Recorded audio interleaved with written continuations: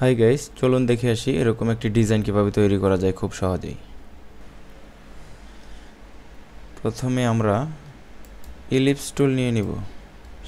Keyboard থেকে shift press করে ধরে একটি ইলিপস বৃত্ত তৈরি করব। তারপরে কিবোর্ড থেকে অল্টার ক্লিক করে এটাকে কপি করব, এখানে বসিয়ে দেব। বসিয়ে দেওয়ার পর এটাকে সিলেক্ট করব। সিলেক্ট করে এডিটে চলে যাব। এডিট থেকে কপি করব,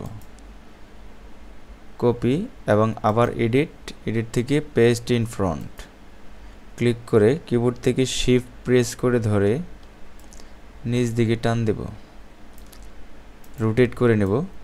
সিলেক্ট অল, শেপ বিল্ডার টুলে চলে যাব।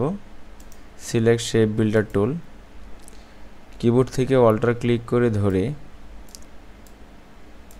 ইলিপস টুলগুলোকে রিমুভ করে নেব। তারপর এটাকে আবার এডিট থেকে কপি করে নেব, আবার এডিট থেকে পেস্ট ইন ফ্রন্ট।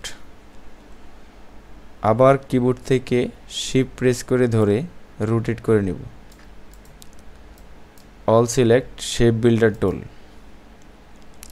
কিবোর্ড থেকে অল্টার ক্লিক করে ধরে এগুলোকে রিমুভ করে নেব।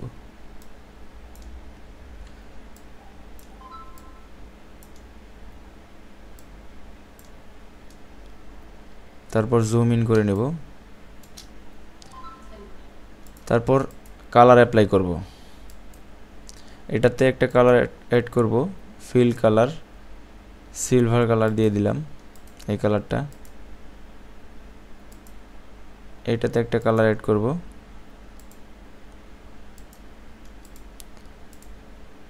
তারপর এটাতে একটা গ্রেডিয়েন্ট কালার দিয়ে দেব।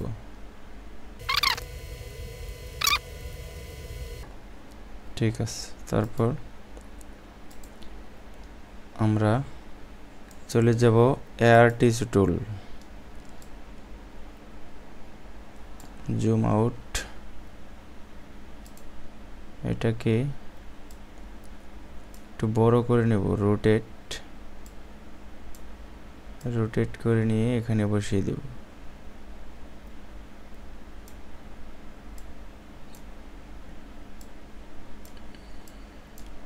একটু জুম ইন করে নেব।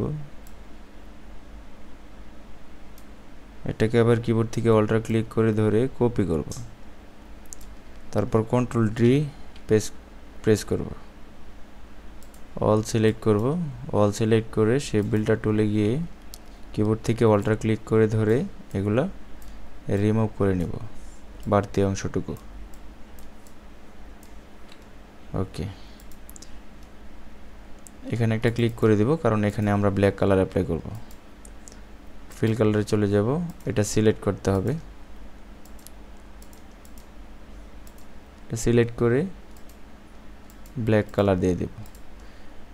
এখন একটি ইলিপস নেব, কিবোর্ড থেকে শিফট বাটন ক্লিক করে ধরে একটি ইলিপস নিয়ে নিলাম। একটু জুম আউট করে নেব, এটা মনে হয় একটু বড় করতে হবে। শিফট প্রেস করে একটু বড় করে, আর মাউসের রাইট বাটন ক্লিক করে অ্যারেঞ্জে চলে যাব। অ্যারেঞ্জ থেকে সেন্ড টু ব্যাক, এটাকে সঠিক জায়গায় বসিয়ে নেব। ঠিক আছে, তারপর আমরা এখানে আবার চলে যাব এআরসি টুল, এটা দিয়ে নিলাম। একটি স্টক অ্যাপ্লাই করব, রাইটে আছে, এখানে একটি স্টক অ্যাপ্লাই করে নিলাম।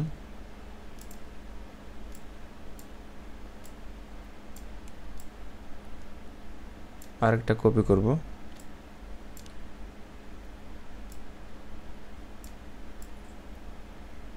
এই পাশে একটা, এবং এটাকে কপি করে এটাকে সিলেক্ট করে এদিকে নিয়ে আসবে। হয়ে গেল আমাদের